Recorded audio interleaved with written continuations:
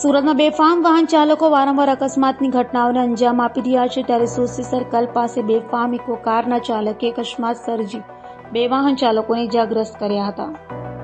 સુરતમાં વારંવાર અકસ્માત સહિતની ઘટનાઓ બની રહી છે, ત્યારે સુરતના સોસી સર્કલ પાસે ઇકો કારના ચાલકે અકસ્માત સર્જ્યો હતો।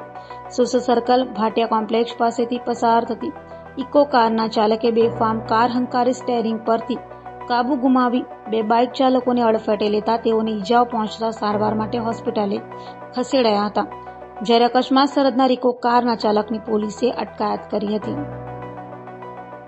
प्रकाश पटेल। प्रकाशभाई शू जो कई रीतनु हतुं? साहेब इको गाड़ी है जो भाटिया कॉम्प्लेक्स में निकली और एकदम एटली ओवर स्पीड में थी कि सीधा जो भाटिया कॉम्प्लेक्स की अंदर पेला 2 जो टेबल बनावेला है, पहला 2 टेबल ने तोड़ा, त्यार पछी एक बीजू टेबल जो देखातुं छे एने भी तोड्युं અને જે કાચ भी મૂકેલા હતા તે પણ રોડ પર તૂટી ગયા છે। સીધો જે આ ભાઈ રોડ પર બાઇક જતી હતી, 2 બાઇક સવાર હતા, તેમના પર ઠોકીને ચડાવી દીધેલી છે અને જે બાઇકની કન્ડિશન જોતા તેમ લાગે કે માણસો મરી ગયા હોય એવું લાગે છે, પણ હજુ સુધી બેઉ મહિલા નથી જીવતા છે।